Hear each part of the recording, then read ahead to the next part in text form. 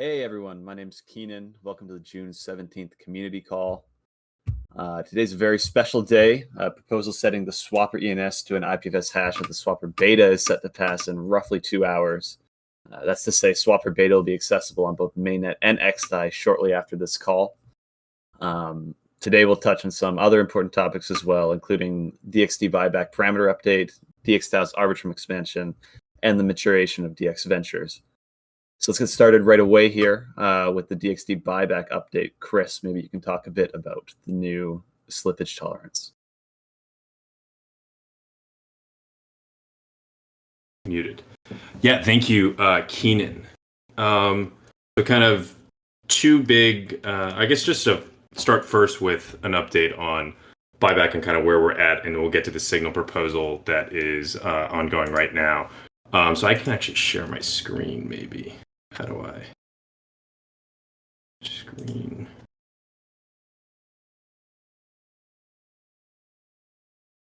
Cool. So this is just a list of past and current buyback proposals and kind of the state of things. You can see here the total amount of DXD purchase is 690.4, and that's been through 8 proposals.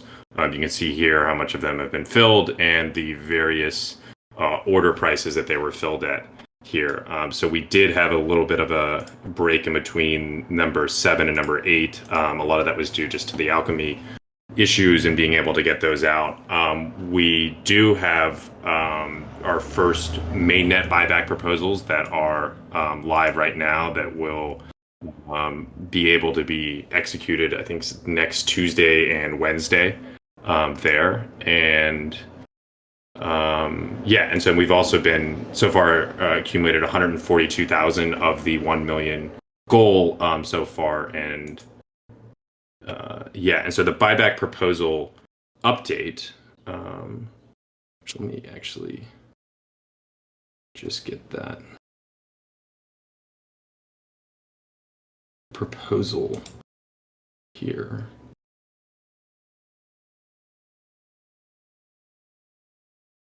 So the buyback proposal update was based on actually a lot of conversations we actually had on this last community call 2 weeks ago, and some of the conversations in Discord on clarifying and changing some things to this. So really two changes here. One is allow trades to be placed at up to 5% above the WETH DXD time-weighted average price at the time of execution. In the previous version, it was 2.5%. And then 2, provided some clarification on the USD value of the DXD acquired. So this is using the price at the time of the trade towards the 1 million limit. That's just some clarification that helps with some of the accounting. And yeah, so this would be set to, there's actually several votes on this on DXdao, but no votes yet on this on mainnet. But this would be set to pass, I think, on Monday, so that would get us, then any new buyback proposals after that date would be able to use up to 5% slippage tolerance. So I think that is it. Any questions?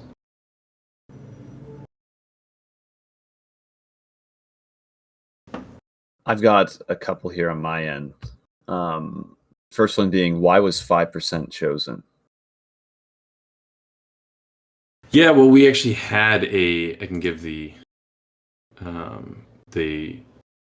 a poll in the forum thread about this. I can try to bring up the question about this. So yeah, the poll was, should the slippage tolerance be increased? We had 87%, 15, which is 13 votes to 2 votes no.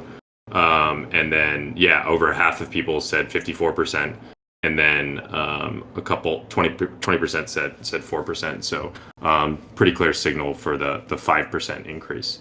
I would guess that's because the difference between the price was not really enough to encourage as many kind of arbitrage activity that some were looking for, so that the higher slippage tolerance would increase that when it comes to some of the gas costs and going into DXdao or going into Gnosis protocol, that are costs that are incurred with that there. Cool. And one more from my end. This person asks, with the mainnet buyback starting, is the frequency expected to pick up? I think I'm under the impression they're trying to ask if XDAI and mainnet will be separate and the proposals will go up in tandem, or if they'll go back and forth. Yeah, I mean, anyone is able to do this, right? I've actually been working with a couple Fluid Drop on working on some of these proposals themselves so they can do them. I think it's important that anyone can submit these. In terms of the parameters of the buyback program, it says no more than one a day. So someone that would be submitting them and kind of also voting on them, the voters that should be following the parameters laid back in the Signal proposal. It does get a little bit more complicated, especially because the XDAI proposal process is 5 days and mainnet is 8 days. But actually, the ones I think are lined up coming forward, we should have, I think, starting tomorrow, 5 buyback proposals over the next 6 days on mainnet and XDAI. So it's just understanding how to align those and the upcoming ones, and that's why you're curious. The sheet should be updated to try to make it easier for anyone that wants to submit them.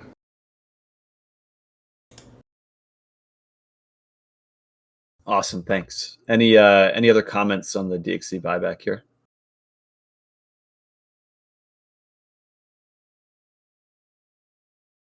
Perfect. Well, thank you very much, Chris. And while we have you, let's move on to our Arbitrum expansion. I think you had the kind of Signal proposal forum post, so maybe you can tell us a bit about that as well. Yeah, I mean, I guess this is a Signal proposal that I think is describing the efforts of others, kind of culminating, but it does show, I think, with Arbitrum launching, DXdao is looking to do several different things, and I think the first and foremost is setting up a new base. And so this is the new DX vote scheme. So I don't know if Augusto or John want to talk about the exciting things on governance on Arbitrum. I saw Augusto earlier. Yeah, I don't have too much to say on Arbitrum other than that we've deployed to their mainnet beta, and we are just waiting for them to kind of get the next steps in place to do some more testing there. But yeah, it's cool because we're using the new DX vote is what it's being called, the kind of adaptation of the DAO stack contracts that Gusto has been working on, as well as the front end that he's been building, which is a lot like cleaner and simpler than Alchemy and doesn't have some of the dependencies that have been giving us a lot of trouble, like the subgraph, like you've seen recently with data getting pulled from the subgraph has been kind of this recurring issue. But yeah, the idea is this is kind of like a leaner, meaner governance interface, and probably like something that builds the groundwork for future governance iterations and implementing governance 2.0 as well. So it's kind of like the first step in deploying the kind of homegrown governance framework that Augusto is working on. And it also introduces DXD staking and holographic consensus. So that'll be exciting for the Arbitrum base. And I do see that Augusto just joined, actually, if you wanted to ask him.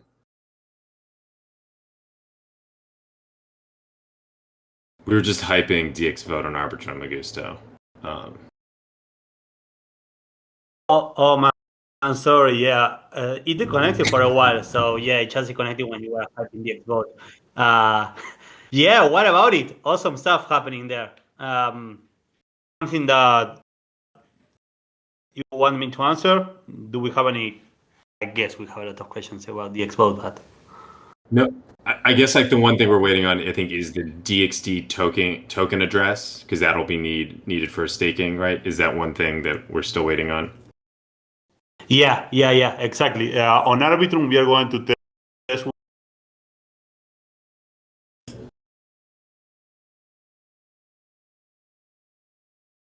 I think Augusto's connection is spotty, but I don't think there's too much to. Yeah, the cool. standard ERC20 token on the Arbitrum testnet or Rinke by 2 Yeah, Gusto, we're losing you a yeah, bit there, but I mean, yeah, we're just waiting on Arbitrum is finalizing a token list before they enable the bridge, so we're just kind of waiting on them to open it up for testing.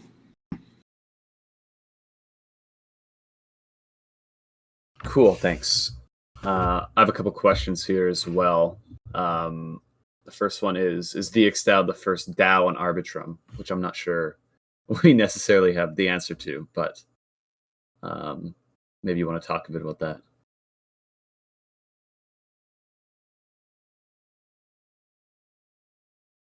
Maybe we should define DAO first.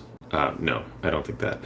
But I think that the DXDAO's the reputation-based system allows for multi-chain governance more easily. So I think it's much easier for a DAO like DXdao to stand up on another chain. So I think that gives it a lot of advantages. I'm sure there are lots of other protocols that are launching that are DeFi products that have some type of like maybe governance in there, but clearly not launching.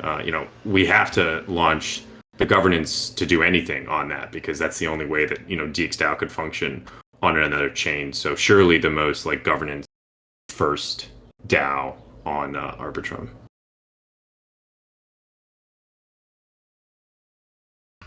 Cool. And one last question regarding the capital. They asked, why was 2.25 million chosen?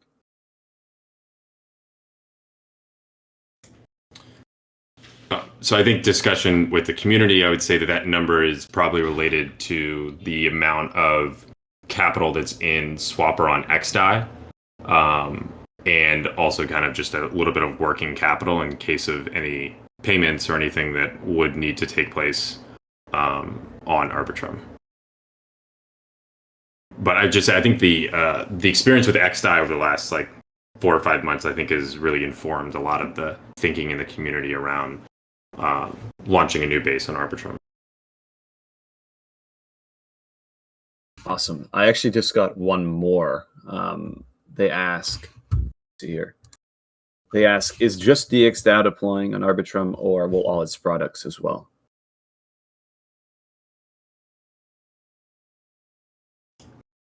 So I think in the proposal, it also has a Swapper. So I think Swapper is the other one we're moving forward very quickly and very excited about for Arbitrum.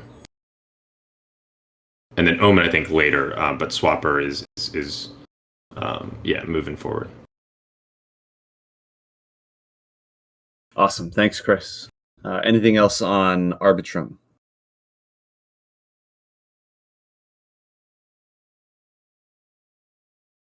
Cool. Moving along then, talking about the expansion and maturation of DX Ventures. Sky, maybe you want to talk about that. Sure. Excuse the voice. There, in general, have been great discussions the last few weeks. Even Christopher, he brought up the topic in general of DXdao acting more as a incubator and how starting up projects and then letting projects go off on their own could work as a DAO. And so at the same time, we have DX Ventures. We've had DX Ventures launched for a while now. It's done one investment, grant investment into Opolis, and it's reviewed a whole set of other projects and things coming in. It's still being a little bit picky, looking for specific projects that really help solve problems that DXdao is facing. And so, as like combining those two thoughts in general, there is talk and ideas around how DXdao / DX Ventures, and maybe we just do this under DX Ventures because it becomes more clear this way, how it could be more than just an investment arm of DXdao, but how it could, bring in interesting projects. We've had a couple scenarios where we know of small teams of people that have an idea, whether it's around governance and DAOs, whether it's around a decentralized version of a product like Reddit or Twitter or something.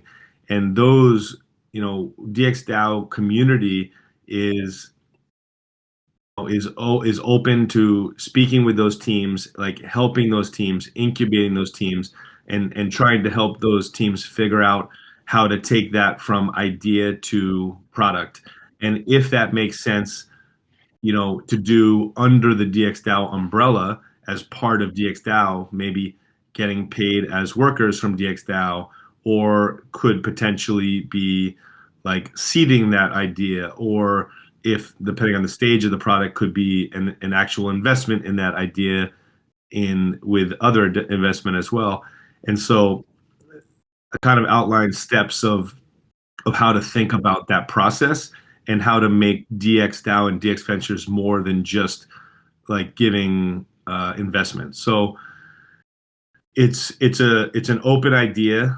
Interestingly, at ETHCC in Paris in July, DXdao/DX Ventures will actually show up to the event and participate in the ETH VC track, which is a set of curated VCs being pitched, a set of curated projects and by teams, like ongoing at the conference, and giving an opportunity to meet, like connect basically investment and DXdao as a decentralized investment arm, connect that entity with teams that have ideas and are looking for funding and are looking to potentially join a larger community. So that will be really interesting to there's a bunch of VCs, like traditional VCs, that are showing up to that as well. But I think there's a couple, and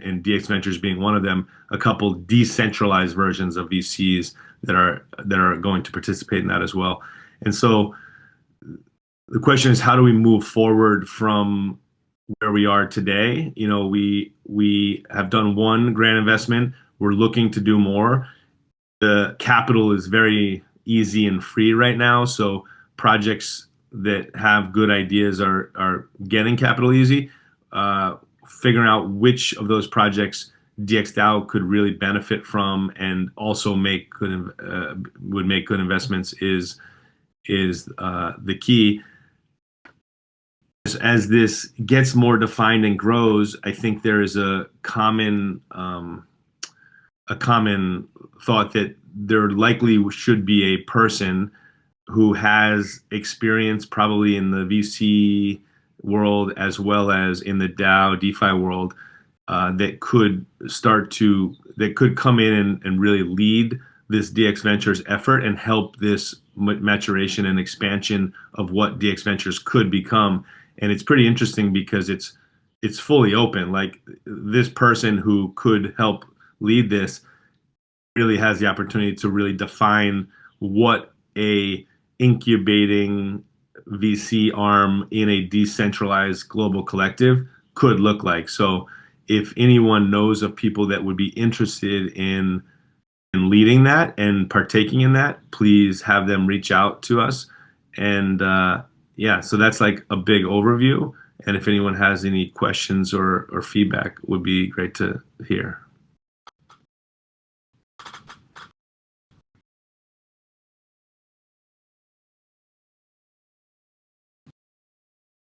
Cool. I had a couple questions left with me. I guess kind of referring directly to the forum post. Actually, let's start with Luigi. I see he just left a message here in Town Hall text. So is DX Ventures an arm of DXdao? So the cool thing about DXdao is it is a global decentralized collective. And so what is DXdao? DXdao has a main base on Ethereum. On mainnet, it has bases on other chains. It has squads. It has teams focused on products. And so any initiative that is created within the DXdao umbrella or sits under the DXdao umbrella has the potential to operate, very closely to DXDAO's core or almost on its own as well. So I don't know what ARM actually means, but yeah, we've been calling it an ARM, but it's really maybe a fractalized initiative within the DXdao umbrella. And if anyone has a better way to phrase it so that people could understand it because we want people to know that DX Ventures is open, is wants to hear about new ideas, wants to learn and help fund teams that are building things that are solving problems for DAOs, basically. And that's for DXdao, but that's for what we think will be all DAOs in the future as well. And these are things that lots of DAOs need. So we call it a leg of DXdao too, I guess. Cool. I've got one here related to the forum post. It says, how much more capital should be allocated to grants? Yeah, that's a great question. So initially we had earmarked $1 million for like DX Ventures investments, basically investments. We are realizing that grants and early stage projects that need like grant money and may not be ready for investment is still an important opportunity, and grants that then lead to investment opportunities is obviously a great flow of information or flow of deals that could come to DXdao in general. And so I think that that's a good idea to also allocate a certain amount of money that specifically would be given out as grants without like any, requirements we did give a grant out to Almanite with the expectation that as it progressed, if it became investment opportunity, we like DXdao would have first look. So this builds on projects or entities in the Ethereum ecosystem that have kind of already been doing this.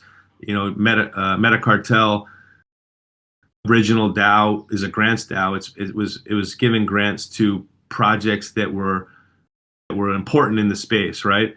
And eventually there became Meta Cartel Ventures, which is an actual investment DAO. And a lot of times the projects that get grants initially from like the grants DAO could then get investment from the investment DAO. And I think that DXdao could implement this like ladder approach as well. And so we don't have a set amount like that is assigned for grants, but we can either earmark a certain amount, or we should just make it more known to the open community that DXdao wants to give out grants for these important initiatives. And so, yeah, any ideas and feedback to make this more formal are welcome to hear, or we can leave it open and just it's more of a communication. The DXdao treasury is large, so making it known and communicating that outwardly to projects and teams is probably the hardest thing. And so whatever we can do to make people aware that DXdao wants to do this is the important thing. Thanks, Scott. It looks like Luigi has a follow-up to his previous question. He's asking, does DX Ventures have a separate treasury and governance? That's basically the main question. So not right now. Like the decisions at the end of the day, the money's coming from DXDAO's main treasury, and the votes are being done by rep holders of mainnet DXdao. And so it's not a separate entity, and it's not a separate isolated amount of money sitting in a separate like DX Ventures DAO. No.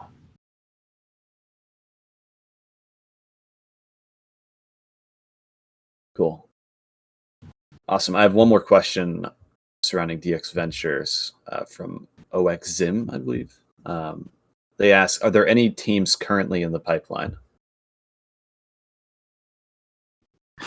There's a few ongoing discussions. One very interesting project that was actually part of a hackathon, won a prize at a recent ETH hackathon, that is thinking about what it would take to build like the ideal future type of governance DAO. And they have a lot of goals and core values that are similar to what DXdao has been speaking about and thinking about with Gov 2.0. And so we are currently discussing with them whether or not, if we're going to, that if it makes sense to work together in some manner to help build this end goal product together, rather than go separate ways. And so that's an interesting opportunity right now. There's a few different products that are like decentralized versions of products that are only centralized right now. And so there's a couple of those discussions going as well. But there's not like an immediate investment opportunity like sitting on the plate in front of us right now. Hopefully, out of ECC experience, there could be a handful of projects that come out of that could be good opportunities as well.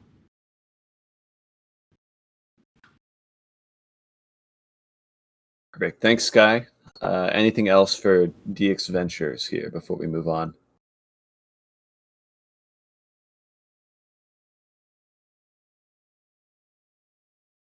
Perfect.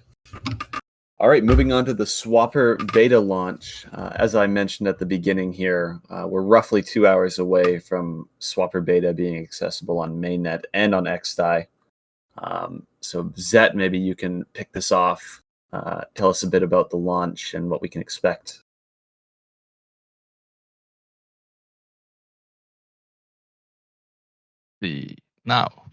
Yeah, so as Keenan mentioned, there is about 2 hours left on that proposal. And after that, the ENS domain swapper.eth will have Swapper beta live on it. So actually, it could be a good place to put up the roadmap for Swapper, showing a little bit what we had before and when it was launched, and the future of Swapper and what is launched for Swapper beta. So I put it in the town hall text. If you guys see it, it's in Discord.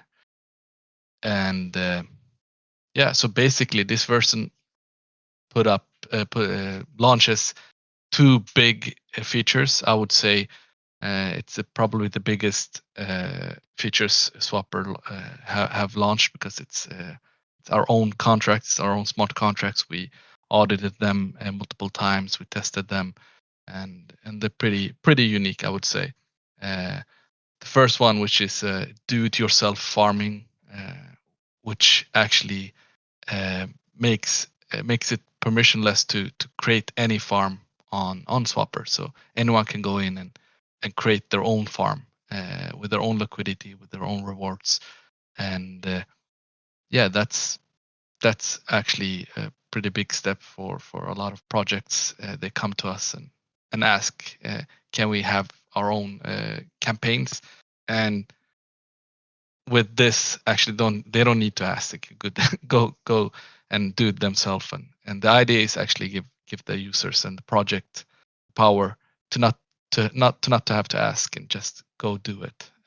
So we're excited to see what the users and projects will do for this. And and the other big feature is obviously the farming / rewards section of Swapper, where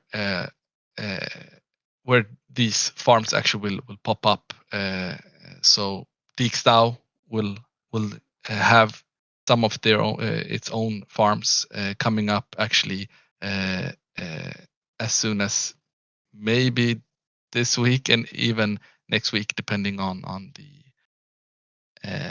the proposals, because we need to pass proposals to get stuff up. We're doing stuff the hard way, which is the decentralized way.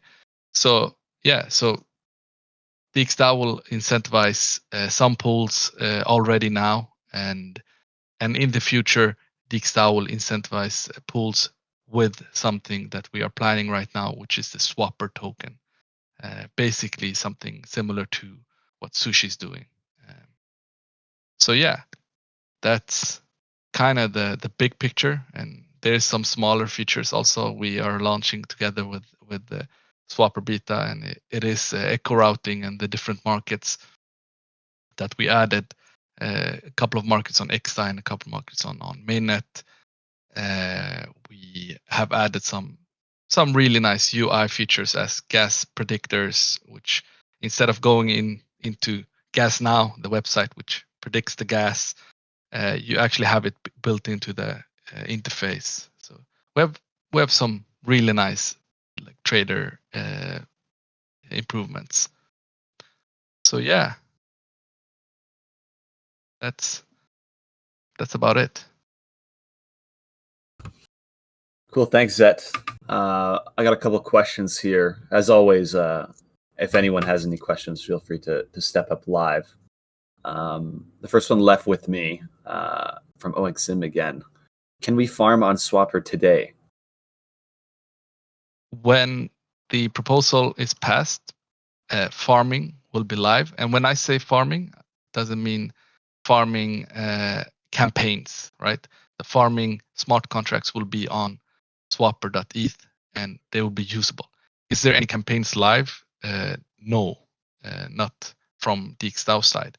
So DXdao is pushing proposals that will push the first farms on DXdao, and the mainnet farms will be pushed later next week. Will hopefully get launched next week.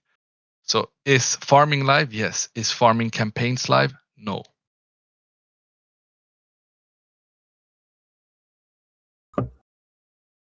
Cool. And I have another one here. What is the process for adding tokens to the Swapper token list and exchanges to eco routing? Will I always be safe using Swapper? Could you repeat the question? Yeah. They say, what is the process for adding tokens to the Swapper token list and exchanges to eco routing? Will I always be safe using these? So the thought of the Swapper token, first of all, is Swapper will have its own guild. So I think there's a lot of things that the Swapper token can take over from what DXdao is having today with the governance. So Swapper will have its own governance, which most probably will include adding new markets. And when we say new markets, we're talking about the echo router. Today, you can use Swapper to trade on not only Swapper, but on Uniswap, SushiSwap, HoneySwap, BowSwap, and much more like markets. And we want to take give that power to the Swapper users instead of us at DXdao. So I think the power will in the end up at the Swapper token holders. Today we don't really have like any easy way to add tokens. I think it still needs to be proposed through Alchemy and be passed there. Correct me if I'm wrong there, but I think that's a way to do it today.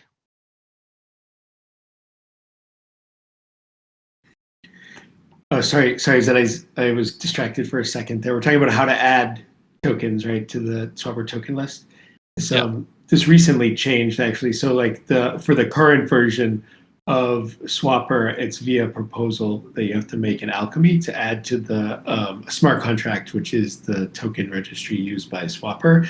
In Swapper beta, it's being switched over to basically like this list maintained in an IPFS file. And the motivation for this was to be able to like support a little bit more complex data and to support multiple chains all like within a single list. And this seemed like the easiest way to do it. So that basically means we're going to have to switch over to doing PRs to that list basically for a GitHub repo. And it's still like something that the squad we need to do is make sure that process is transparent and easy for people.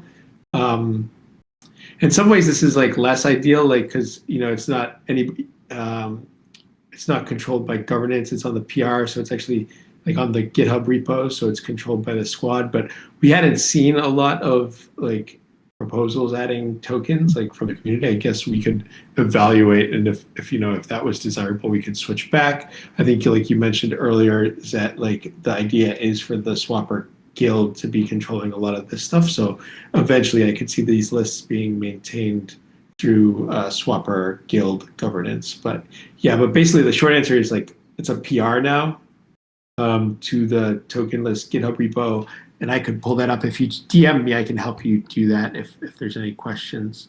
Did you already address the question about adding different exchanges? I didn't.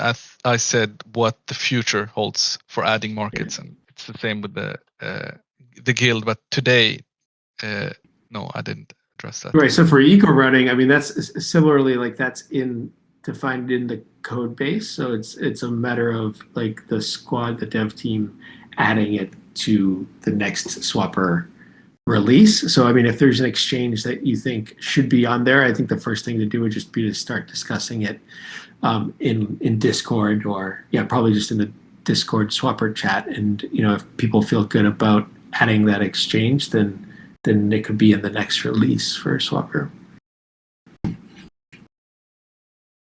So yeah, that's how we do it today. Doesn't mean that's the ideal way to do it. I would say still the Swapper token holders would be in control of a lot of these stuff. But today, we need to pass proposals through Alchemy, and a lot of stuff needs to be discussed. But in the future, there might be like super simple proposals that is made to add tokens and add markets that is exclusive for Swapper.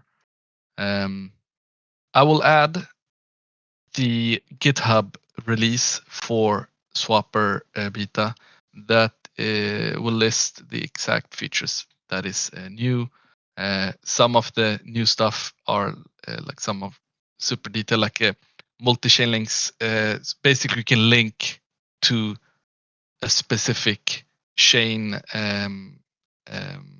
farm. Like you can link to DXdao trading. So in the link, you basically have you'll basically have an ID that ask MetaMask to change the network for you. So that's a big improvement. I've actually not seen this at any other service. So you guys will see this when it's live. It's super helpful, especially if you're gonna link your own community or your friends, whatever, a link to Swapper. It will actually take you to the right network. So yeah, that's another pretty awesome feature. Awesome. Thanks, Seth. One last question here, which was, I think, partially addressed anyhow. It's simply what's next for Swapper. And I think you shared the roadmap, but maybe you want to quickly touch on a couple of the key points, like the Swapper token, Arbitrum, etc. Yeah, sure. So we have a lot of things coming up. So obviously Swapper token is a big part of a lot of things. So with the Swapper token, we'll expand the farming and the farming campaigns aggressively. So our goal is actually focusing the farming on Arbitrum, trying to get as much liquidity as possible on Arbitrum. But we'll also do campaigns on mainnet and on DXdao.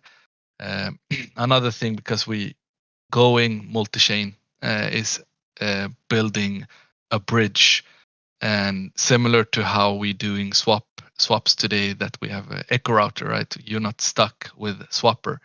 We try to think the same way with the bridge. You'll be having multiple choices while using the bridge, and see what's the difference between these choices. So I'm excited actually for the bridge. I myself, as a user, haven't found a bridge that I keep going back to. It feels always like you're using different bridges, and you don't usually know what the difference between these bridges are. And it would be really, really nice having all these bridges on one place, or at least being able to compare what's the difference between these bridges. So an L1 to L2 bridge is something that we are designing and building right now. And maybe, I don't know, John, if you want to explain a little bit about conditional farming and what's our plan here. We had conditional farming on our roadmap for Swapper for a while. We thought about how we should build it into Swapper, and I don't know, John, if you want to give a comment about that. I know people are asking sometimes about conditional farming. Yeah, sure. Like, you want me to try to explain the idea in general? Yeah, hopefully.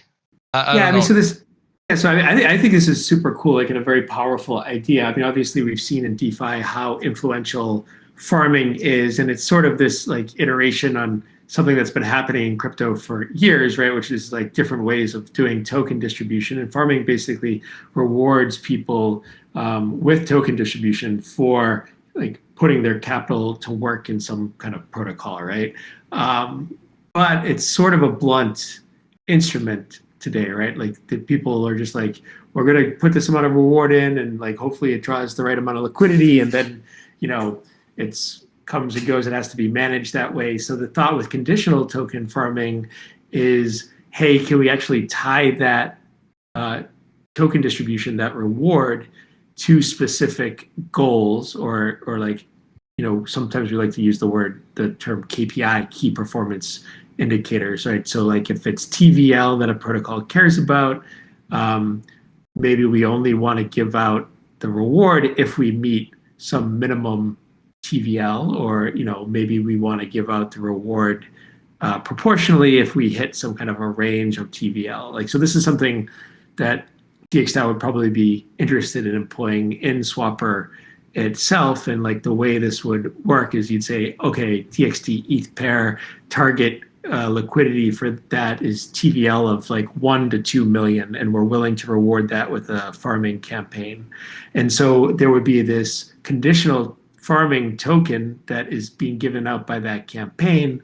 And at the end of the campaign, the recipient could then redeem it for the underlying reward collateral, depending on how the campaign went. So if it was like, say, 1.5 million average TVL in the target time window, then they could get half of the underlying reward, and the DAO kind of gets the rest back. If the campaign is a flop and it doesn't reach the minimum target, the DAO gets all of the capital back. So it's basically a way for projects, DAOs, like companies, whatever, whoever's got a token, to do token distribution and incentives in like a more intelligent, like specific way, like more of a more targeted way.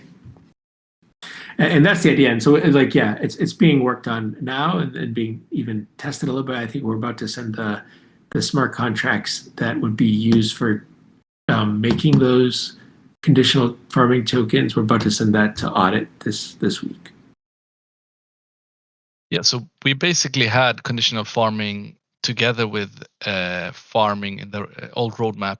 So we were planning to release them at the same time, but so if you think about it, like conditional farming is bigger than farming for people that doesn't know what conditional farming is, like what John has explained, you need some other interface than just using Swapper to be able to interact with the conditional farming. And the more we start planning this, the more we started to think about maybe it's Omen, maybe it's Swapper, we don't know, and we're still here, we're still there, we're still building this and doing the smart contracts and the interface, but it may end up as a separate product as now, at least.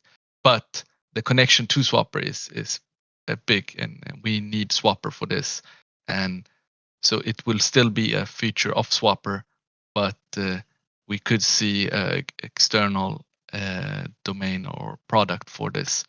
So that's the status for now, at least.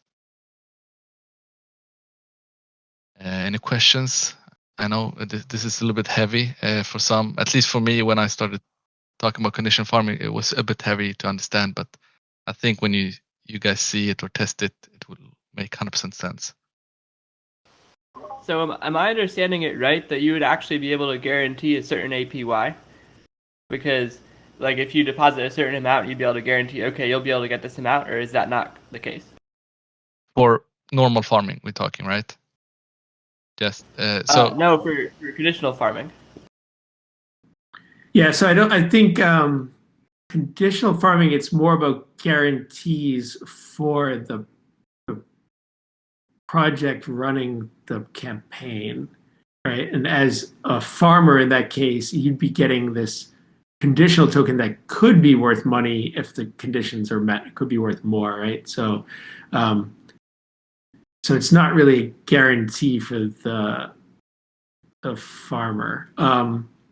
I think guarantee is always a scary word to use, so I don't think that. But I could imagine, since the farming platform has multiple rewards, you could imagine a conditional token going along with another ERC20 token, and that conditional token's value is dependent on something with that other ERC20 token. So you would be able to maybe provide some better quote unquote guarantee for yield with the combination of the multiple rewards. And I just think there's a lot of possibilities with that to kind of build different products.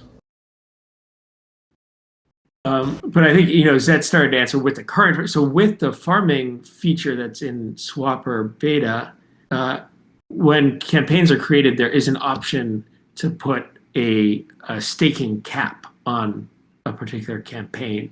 So, I mean, again, yeah, like Chris said, guarantees is it's hard to have any guarantees in this where prices are fluctuating, liquidity is fluctuating, et cetera. But I mean, with the staking cap, I mean, the campaign can kind of assure that, farmers are not going to get diluted in their rewards beyond a certain point. Okay, that's cool.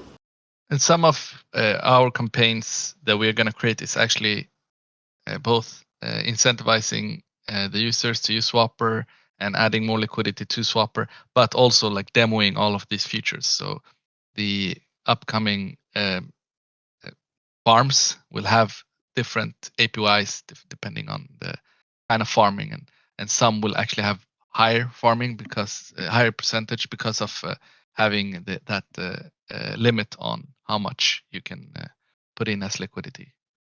And so yeah, it will be interesting to see how these different farms will be filled out and which farms are people interested in and what. So from our side, this is super interesting from product side and also from the biz dev side. But also like we kind of building a do-it-yourself tool for everyone, not just for us, right? So when Sushi launching farming, they built it for themselves, right? So when we built farming, we didn't build it just to make our own farm. So in the future, we're hoping other projects will do their own farms at Swapper. So we'll add more features to the farms with time.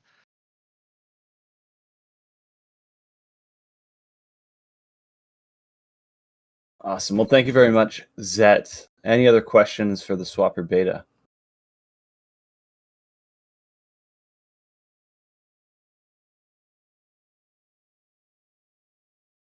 Awesome. Moving on to the open questions. Obviously, this is the period to ask anything that wasn't in our topics today. I do have a couple here to start us off, seeing if anything comes in the chat. But starting with this, what's the deal with Mesa and when can I learn more?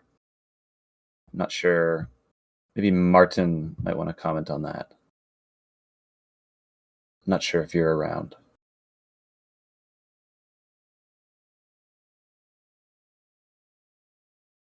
I see Martin here, but he's on mute. I don't know if, yeah,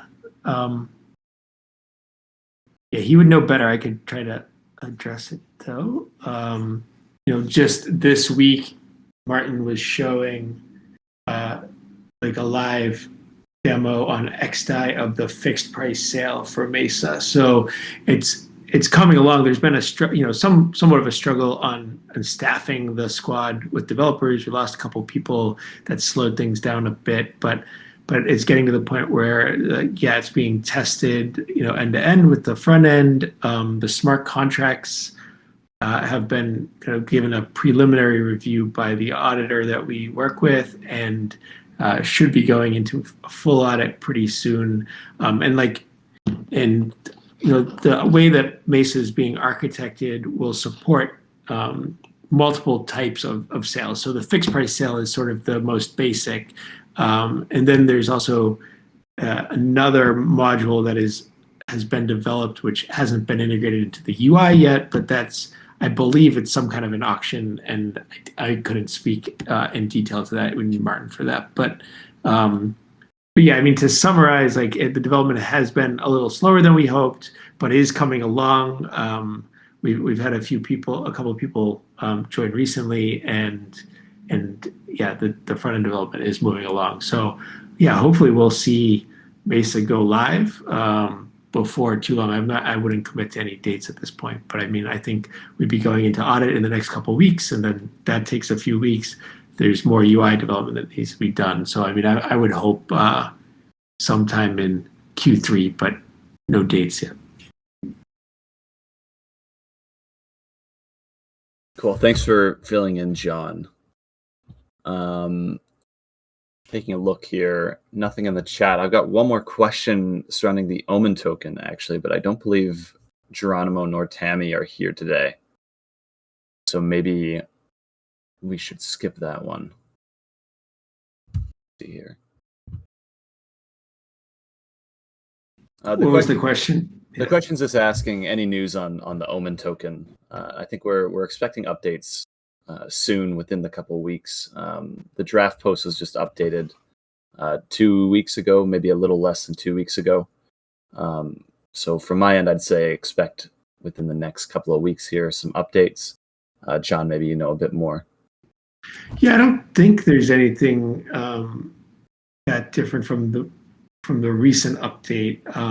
If the question is timeline, again, that's we're working on changing the smart contracts to, like, I think the key feature here is like adding the liquidity mining, and then the other big one is adding guilds, which is the governance.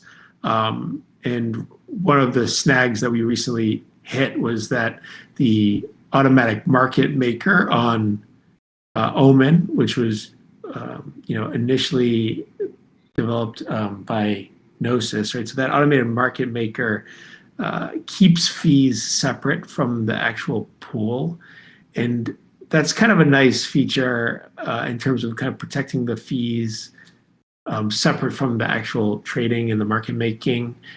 So like in Omen, you have the collateral token that comes in, and then you have the outcome tokens, right? And so the collateral token sits there, generates the outcome tokens, and the market is trading between the outcome tokens.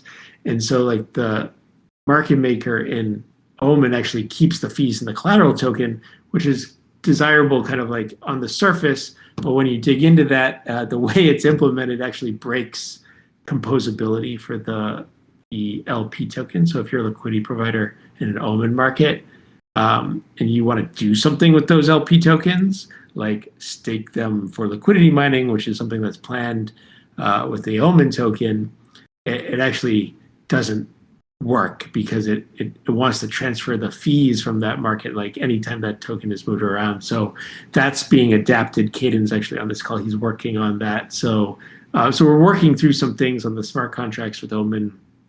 And I can't speak in more detail to the development we need, like Geronimo. I don't know if Caden wants to jump in there, but yeah, I mean, basically development is ongoing, and to me, the key feature is that getting the guild governance and liquidity mining ready. That's like when things can really happen.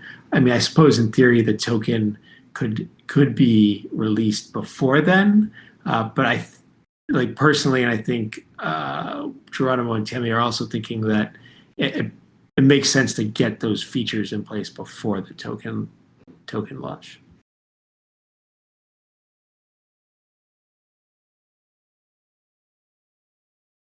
Awesome. Thanks again, John. Just taking a look at the chat here. That's all I have for questions, and we're right at the top of the hour. So one final call if there's any questions here from the community. Otherwise, we'll wrap it up.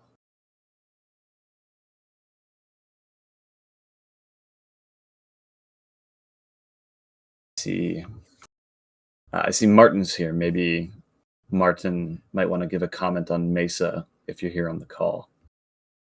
We had just talked Yeah. about Mesa and what's next.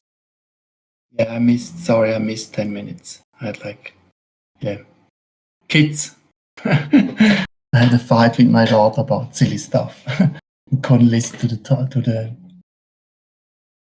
the stream. Yes, is it a particular question or more overview? Yeah, the question asked, what's the deal with Mesa and when can I learn more? So I think they're just inquiring about the current development and when we're going to start talking about it. Yeah, the deal with Mesa is we are testing out the MVP internally, and it has like a fixed price sale who is working, but the UI has still some minor bugs we are fixing right now. And then we also found out if you start having a front end, then you also see stuff which you need like in the backend, and it reflects on the backend. And so we have to add small stuff on the contract side.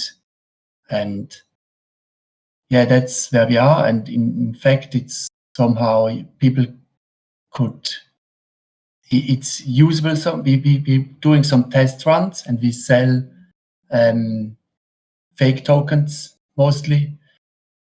And then after a sale, we give back the money normally. So there's a way to test it if anyone wants to. And the way is that you go to, I can write it here down. There's genau.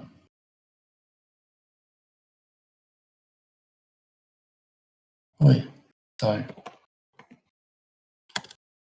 This is where you see sales on DXdao. But what you need, yeah, exactly. Thank you. And there are sales running. There are 2 or 3 sales right now running there. But you need like DXdao, VXdao to buy a token, and you need DXdao on your address on DXdao chain. Then you can give it a try, and if you have feedback, then just drop me feedback. It's the front end. It's somehow it's working, but it has we are improving stuff. That's the place we are, and we added new developers to the team. I have 2 new devs because one dev is working only part-time now, and yeah, I think that's it. Yeah, give it a try. I would like to hear feedback. Perfect. Yeah, thanks for coming back, Martin, and sharing on that. Cool. So just over the top of the hour, we'll call the end of the community call here. As always, every Thursday, we have some facet of a community call. Bi-weekly, we do this community call. Next week will be the community recap, where squad leads and team leads will be sharing recaps on their squads. So stick around for that. That will be on Jitsi, and I'll share that in the Discord prior to going up. But thank you, everyone, for being here today, and I'll see you next week. Thanks, everyone.